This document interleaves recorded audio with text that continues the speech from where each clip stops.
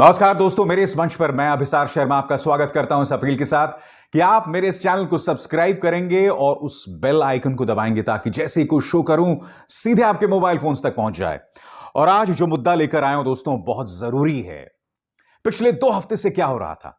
मथुरा के अंदर उत्तर प्रदेश की धर्म नगरी, भगवान कृष्ण की भूमि मथुरा में तनाव पैदा करने का प्रयास किया जा रहा था।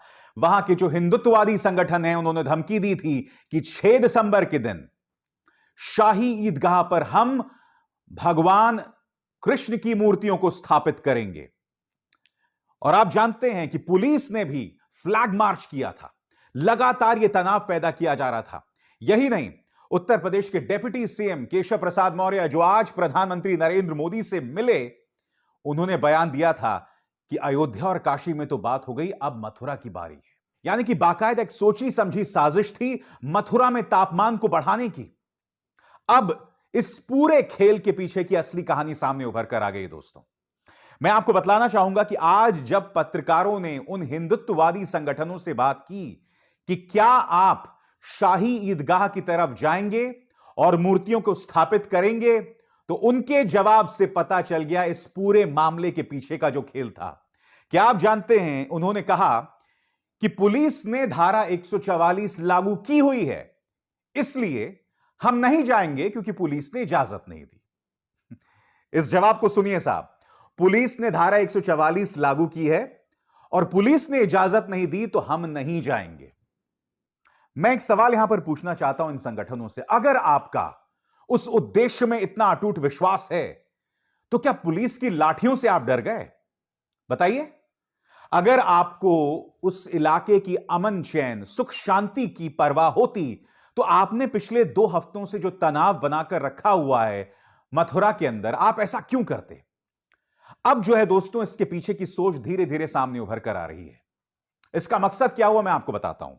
इसका मकसद यह हुआ कि मथुरा सिर्फ शुरुआत है।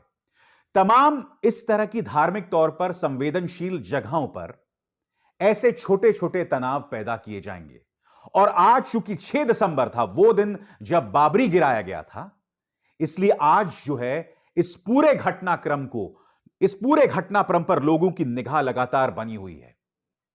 इस वजह से हुआ क्या दोस्तों, जैसे उस इलाके में धारा 144 लागू की गई तो पूरे मथुरा में तनाव बना हुआ था। मैं आपको बतलाना चाहूंगा, इन खबरों में देखिए किस तरह से वहां पर ड्रोन के जरिए निगाह रखी जा रही थी। पुलिस लगातार गश्त लगा रही थी, पुलिस लगातार माइक पर जो है वो अपील कर रही थी लोगों से। इससे हुआ क्या, पूरे मथुरा में तनाव पैदा हो गया। वो मथुरा जहां पर कोई बहुत बड़े सांप्रदायिक दंगे इतिहास में नहीं हुए, वो मथुरा जहां एक अरसे से कोई सांप्रदायिक तनाव पैदा नहीं हुए, वहां पर यह तनाव पैदा कर दिया गया। मैंने आपसे कहा मथुरा सिर्फ शुरुआत है। इसी तरह से तमाम धार्मिक नगरी में इस तरह के माहौल को पैदा किया जाएगा, इस तरह के सूरत-ए-हाल पैदा किए जाएंगे ताकि पुलिस फ्लैग मार्च करे, नेता भड़काऊ बयान दें और हिंदुत्ववादी संगठन जो हैं इसी तरह की धमकियां दें। 3 सूरतों पे काम होगा: पुलिस का फ्लैग मार्च, भाजपा के नेताओं के भड़काऊ बयान और हिंदुत्ववादी संगठनों द्वारा इस तरह की चुनौतियां, इस तरह की धमकियां। अब आप समझ रहे हैं, भारतीय जनता पार्टी को लगता है कि जीत का रास्ता इसी तरह की राजनीति के जरिए हमें हासिल होगा। 2022 के उत्तर प्रदेश के चुनावों में भारतीय जनता पार्टी को लगता है कि अगर हम इस तरह का तनाव पैदा करेंगे तभी हमें सफलता हासिल होगी। आपको याद होगा, समाजवादी पार्टी सुप्रीमो अखिलेश यादव ने कहा था क्या, और ऐसा नहीं कि सिर्फ मथुरा में हो रहा है दोस्तों।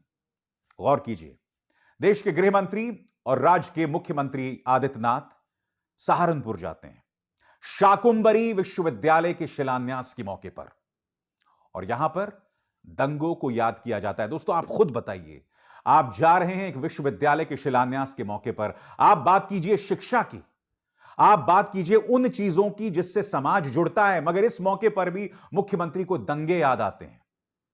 आप जानते हैं कि पश्चिमी उत्तर प्रदेश 2013 का इतिहास देख चुका है, जब दंगे हुए थे, बड़े पैमाने में लोग मारे गए थे, हिंदू और मुसलमान मारे गए थे, मगर मुख्यमंत्री कैराना में रैली करते हैं। न सिर्फ रैली करते हैं बल्कि दंगों को याद किया जाता है और मंच पर उन लोगों को जगह दी जाती है जिनकी दंगों में भूमिका थी। सुरेश राणा और संगीत सोम, इन दोनों पर से मुख्यमंत्री आदित्यनाथ ने केस हटा दिए हों, मगर दुनिया जहान जानती है कि पश्चिमी उत्तर प्रदेश में मुजफ्फरनगर में जो दंगे हुए थे, उसमें इन दोनों का क्या किरदार था। तो देखा आपने, मथुरा में तनाव, पश्चिमी उत्तर प्रदेश में तनाव, और पश्चिमी उत्तर प्रदेश में कैराना में वो बयान, और फिर सहारनपुर में जाकर दंगों को याद करना। खेल बिल्कुल साफ दिखाई दे रहा है दोस्तों। आज के दिन इन्हें एक बड़ा दिन मिल गया। आज वो दिन था जब बाबरी गिराया गया था, और आज के दिन के जरिए इससे पहले जो पूरी भूमिका, पूरी जमीन तैयार की जा रही है सांप्रदायिक तौर पर तनाव पैदा करने की। और गौर कीजिएगा इस बात पर, भारतीय जनता पार्टी और उसके नेता और ये तमाम संगठन जो हैं सांप्रदायिक तौर पर तनाव पैदा करते रहेंगे, मगर उनके जहन में यह भी है कि दंगे नहीं होने चाहिए, क्योंकि दंगे हो गए तो सरकार की भी बदनामी होगी, दंगे हो गए तो पुलिस के लिए भी बहुत बड़ी चुनौती होगी। इसलिए आने वाले 2-3 महीनों में आप देखेंगे इसी तरह से अलग अलग जगहों पर तनाव पैदा किया जाएगा, इस तरह के बयानात दिए जाते रहेंगे, और यह एक बहुत बड़ी चुनौती उत्तर प्रदेश पुलिस के सामने होने वाली है। क्योंकि उत्तर प्रदेश पुलिस जो है उन नेताओं पर कोई एक्शन नहीं लेने वाली है, क्योंकि वो नेता तो बीजेपी के हैं। क्योंकि आपको याद होगा कि स्वयं राज्य के उप मुख्यमंत्री केशव प्रसाद मौर्य ने वो बयान दिया था लुंगी वालों और जालीदार टोपी वालों पर, एक घोर सांप्रदायिक बयान। अगर यही बयान विपक्ष के किसी नेता ने दे दिया होता हिंदुओं के बारे में, तो उस पर तमाम धाराएं लगा दी गई होती और शायद उसे जेल में बंद कर दिया होता। मगर जाहिर सी बात है, उप मुख्यमंत्री पर ऐसा एक्शन लिया ही नहीं जा सकता।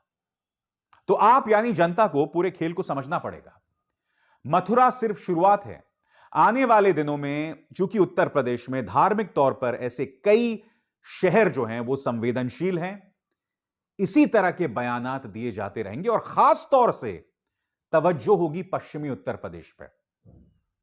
और एक और अहम बात, पश्चिमी उत्तर प्रदेश का जिम्मा किसको दिया गया है बताइए? माननीय गृह मंत्री को, माननीय गृह मंत्री अमित शाह।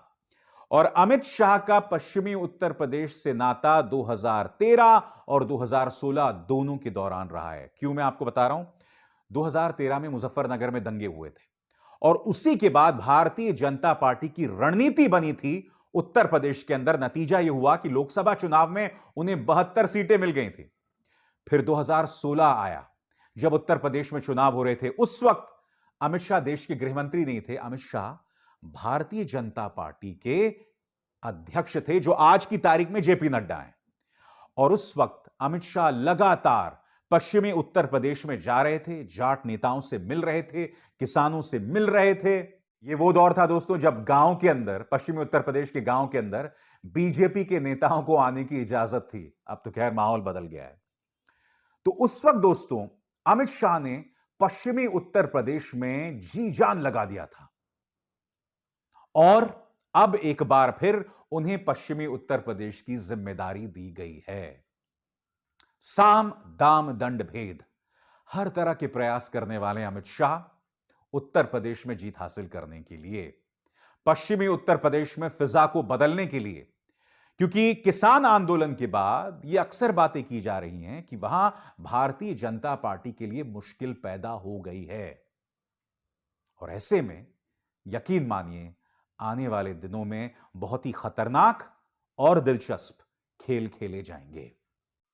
दुर्भाग्य की बात यह है दोस्तों कि चाहे अखिलेश यादव हो, प्रियंका गांधी वाड्रा हो, या फिर मायावती हो, इन तीनों में भारतीय जनता पार्टी के इस घोर सांप्रदायिक रवैये पर खुलकर बोलने की हिम्मत नहीं है। आपने गौर किया होगा दोस्तों, मथुरा पर प्रियंका गांधी वाड्रा ने बहुत कोई खुलकर बयान नहीं दिया। मायावती तो खैर चुप ही हैं। अखिलेश यादव भी कुछ बहुत ज्यादा नहीं बोले उस पर। मुझे नहीं पता उन्होंने मथुरा पे कोई बयान दिया होगा या नहीं दिया होगा। इसके दो परिणाम होते हैं। एक तो भारतीय जनता पार्टी को और बल मिलता है इस तरह की सांप्रदायिक राजनीति करने का, मगर इसका एक दूसरा भी पहलू है। जैसे इनमें से कोई भी बयान देगा, भारतीय जनता पार्टी माहौल को और उग्र कर देती है, और पोलराइज कर देती है, और इसका ध्रुवीकरण कर देती है। आज के दौर में लालू प्रसाद यादव जैसे राजनेताओं की कमी बहुत खलती है दोस्तों। मैं आपको बतलाना चाहूंगा 1990-91 का दौर था जब लाल कृष्ण आडवाणी ने रथ यात्रा शुरू की थी और उनकी रथ यात्रा जहां जहां से गुजर रही थी दोस्तों, वहां वहां दंगे हो रहे थे। दर्जनों सैकड़ों की तादाद में लोग दंगों में मारे जा रहे थे। मगर फिर लालू प्रसाद यादव ने उस रथ यात्रा को रोक लिया था। लालू प्रसाद यादव ने उस रथ यात्रा को बिहार के अंदर घुसने नहीं दिया। नतीजा यह हुआ कि बिहार के अंदर दंगे नहीं हुए और बिहार इस सांप्रदायिकता से दूर रहा। इत्तेफाकन आज ही के दिन दोस्तों लालू प्रसाद यादव का यह बयान आया है। वो बयान क्या है, मैं आपको पढ़ के सुनाना चाहूंगा। राम जन्मभूमि बाबरी मस्जिद के मसले ने देश को एक नाजुक मोड़ पर खड़ा कर दिया था। मैंने आडवाणी जी को गिरफ्तार कर पूरे विश्व को एक संदेश दिया कि भारत में आज भी शांतिप्रिय और धर्मनिरपेक्ष ताकतें मजबूत हैं। हम में इतनी शक्ति है कि हम फिरका परस्त और फांसीवादी ताकतों को उखाड़ फेंकें। लालू प्रसाद यादव उस दिन को याद कर रहे हैं और उन्होंने अपने उस दिन यानी कि 90-91 को जो संदेश दिया था वो भी पेश किया है। राज्य की जनता के नाम मुख्यमंत्री का संदेश, क्योंकि उस वक्त लालू प्रसाद यादव मुख्यमंत्री थे। राम जन्मभूमि बाबरी मस्जिद के मसले ने अपने देश को नाजुक मोड़ पर खड़ा कर दिया है। आप सभी बिहारी वासी, खासकर गरीब और गांव वासियों ने बिहार में जो अद्भुत सद्भावना कायम की है उसको मजबूत करने में आप सभी अपना सब काम छोड़कर लग जाएं। अयोध्या के मसले को अपने खेत और खलिहान, गांव, कस्बे और गली में ना आने दें। अकलियत के लोगों के साथ कंधा से कंधा मिलाकर चलें, उनके दुख दर्द में हाथ बढ़ावें और उन्हें कमजोर महसूस करने की स्थिति ना होने दें। फिरका परस्त की ताकतों और धर्म की राजनीति से जोड़ने वालों से अलग रहें। कहीं भी कोई अफवाह ना फैलने दें और किसी भी अफवाह या वारदात की सूचना प्रशासन को दें। इतना जिम्मेदारी भरा यह संदेश था उस वक्त 90-91 जब भारतीय जनता पार्टी समाज में रथ यात्रा के जरिए तनाव पैदा करने का प्रयास कर रही थी। मैं आपको बतलाना चाहता हूं दोस्तों, उस वक्त मैं एक स्टूडेंट था और मैं लालू प्रसाद यादव से इत्तेफाक नहीं रखता था। मगर आज जब मैं ये देखता हूं, क्योंकि आपको याद होगा दोस्तों 90 से जब से आडवाणी जी की रथ यात्रा शुरू हुई और 93 तक जब मुंबई में बड़े पैमाने पर दंगे हुए और बीच में 92 जब बाबरी गिराया गया, आप जानते हैं कितने लोगों की मौतें हुई थी? करीब 3000 लोगों को मौत के घाट उतार दिया गया था दंगों में। इसलिए मैं सिद्धांततः कई मुद्दों पर लालू जी से बेशक इत्तेफाक ना रखूं, मगर फिरका परस्ती के खिलाफ, सांप्रदायिकता के खिलाफ उनका जो तेवर था, उनका जो लहजा था, उसकी जरूरत आज देश में है। और उस तरह की ताकत ना अखिलेश यादव के पास है, ना प्रियंका गांधी वाड्रा के पास और ना मायावती के पास। बहरहाल मुझे लगता है कि जनता को इस खेल को समझना पड़ेगा, क्योंकि अगर इसी तरह की सांप्रदायिकता में हम उलझे रहे दोस्तों, तो ना शिक्षा हो पाएगा, ना बेरोजगारी दूर हो पाएगी और किसी भी तरीके से देश आगे नहीं बढ़ पाएगा। आप में से कुछ लोगों को मेरी बात कड़वी बेशक लगे, मगर हकीकत यही है दोस्तों। अपने परिवार के बारे में सोचिए, अपने बच्चों के बारे में सोचिए और अपने देश के भविष्य के बारे में सोचिए। नमस्कार।